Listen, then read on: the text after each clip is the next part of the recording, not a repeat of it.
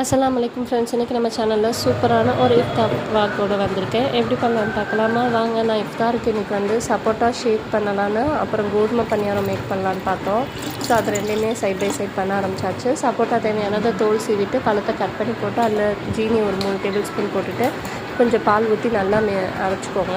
அதுக்கப்புறமாட்டி balance பாலில் நம்ம அரைச்ச சப்போட்டாவையும் மிக்ஸ் பண்ணி நல்லா மிக்ஸ் பண்ணிங்கன்னா சூப்பரான ஒரு சப்போட்டா ஜூஸ் ரெடி ஆகிடும். இதை ஃப்ரீசரில் வச்சு கூல் பண்ணிக்கலாம். இப்போ கோதுமை பணியாரம் வந்து நான் ரெசிபி நெக்ஸ்ட் வீடியோவில் சொல்கிறேன்.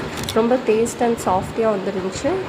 நெக்ஸ்ட் வீடியோவில் நான் ரெசிபியோடு வரல. இப்போ வந்து நம்ம நோம்பு திறக்கிற நேரம் வந்தனால சப்போட்டா ஜூஸை ஃப்ரிட்ஜிலேருந்து வெளியில் எடுத்துகிட்டு பாதாம் பீஸில் ஆட் பண்ணி மிக்ஸ் பண்ணிக்கிட்டேன். வயிற்றுக்கு இன்னும் நல்லா குளுமையாக இருக்கும்னு. ஸோ அல்ஹம்துலில்லாஹ் நோம்பு நல்லபடியாக போணுச்சு. நோம்பு கஞ்சி, அப்புறமாட்டி கோதுமை பணியாரம், சப்போட்டா ஷேக், மில்க் ஷேக், அப்புறமாட்டி டேட்ஸ், இந்த தண்ணி இதெல்லாம் வச்சு அல்ஹம்துலில்லாஹ் நோம்பு நல்லபடியாக தந்தாச்சு ஃப்ரெண்ட்ஸ். நெக்ஸ்ட் வீடியோவில் பார்க்கலாம். மறக்காமல் நம்ம சேனலை சப்ஸ்கிரைப் பண்ணி சப்போர்ட் பண்ணுங்கள் ஃப்ரெண்ட்ஸ். ஷேர் பண்ணுங்கள். பாய்.